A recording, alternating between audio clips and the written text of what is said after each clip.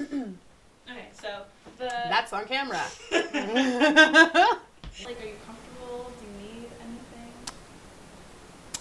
I could use some caviar, maybe a couple ribs. My job title is integrated producer at Saatchi & Saatchi Wellness.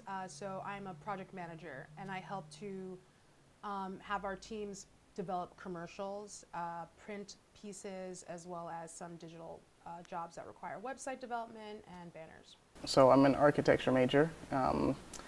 Every semester, we're given a couple projects to work with throughout the whole semester.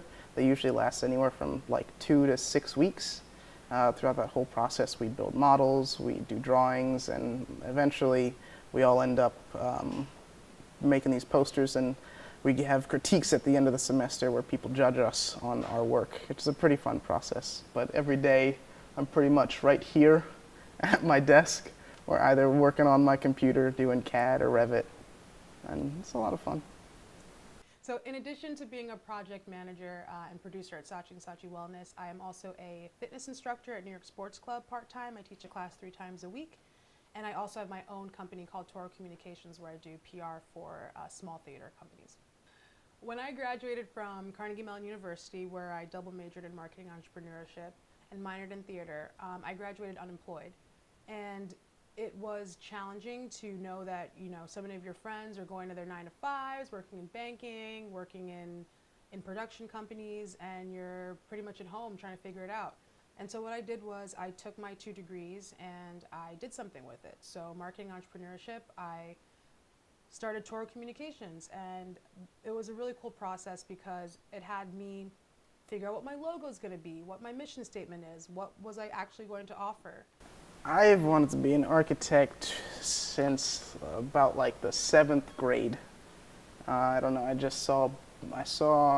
got introduced to it at that age, just the word of architecture, and ever since it was like, wow, I could make something that's, stays on this earth longer than I will be. So that was pretty cool.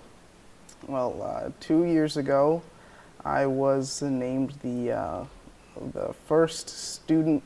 I was awarded the first Student Leader of Innovation Award for some of the projects that I created, more specifically a playscape that I designed.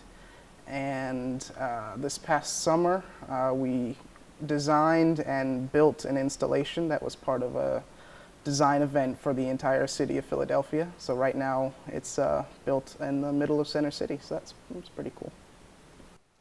I think I was told that, being black is a marginalized group, being a female is a marginalized group.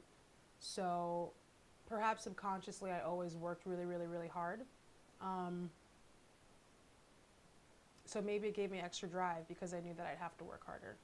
I've tried not to let it affect me. I mean, it's something that I notice whenever, like while I was working in my office over the summer, or even just in studio here. And off the top of your head, can you tell me how many other black students you've encountered or worked with in the program? There's in my year, there's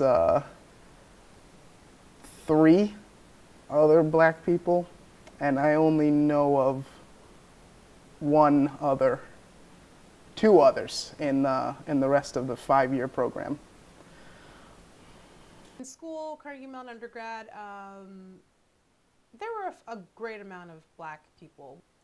In advertising, we're pretty present, at least at Saatchi & Saatchi Wellness in particular. My team, let's say the team is about, the core team, let's see, there are 3 account people, 2 of whom are black, 2 project managers. I'm the most senior and I'm black. Then there are 2 copywriters, 2 account people. Like there are 2 Asians in that group, 3 white. We're very diverse. Like you see what I'm saying? I'm naming a lot of different nationalities. At our agency, I don't feel like a minority at all. As of 2012, approximately only 2% of registered architects are black. Why do you think the number is so low? Oh, it might be because I don't know, African Americans just might not be as exposed to the field as much as other people are. I know it's not a very popular field to begin with in high schools and elementary schools, but I don't know, I think it just might be the level of exposure that happens at those levels. One of the great things about architecture is that influences can come from anywhere. So the broader range of people that are involved in the process, the more creative projects can be. So if we bring more diversity and more people into the field, then I think the projects will only become better, more creative, more expressive. There might not be a ton of security in the field, but definitely if you work hard at it, then you can get good at it. And that's really all it takes. Is the architecture takes a lot of dedication. And once you're dedicated to it, it's pretty easy to move forward and through the field. So to get people of color into it, I think you just expose it to them at a young age and tell them how much they need to be, if they want to do it, how dedicated they need to be to go through with it. And I think they'd latch on. There's this term called starchitects, which is the architects that make it really big in the field and are well known amongst the architecture community. Most people know Frank Lloyd Wright. That's one of the oldest architects. That's kind of the one everybody knows. But there are a few others right now that I can name. But if there were even one or two architects that people could look up to be like, I want to be like that architect. Something they could relate to. It's important to make cognitive thinking like interesting. People should ask questions. Don't just accept things as they are. I question everything. It's annoying to some people. Because I like to think that I like to try and do things effectively. Like, is that the best way to do it? So if I hear something that doesn't sound right, I'm thinking, okay, well, how do we get from this point to this point faster or better? Maybe teachers need to, at the beginning of the year or something, let all the students know what the options are, like as a menu. And then also, it needs to be articulated the importance of an education. Like sometimes you just go through the year, it's like, okay, freshman year, done. How are my grades? Cool. Senior year, but you're not really thinking high school is for 4 years and then there's the rest of your life. So you have to prepare early and like stack yourself while you're young and you have the time and the energy.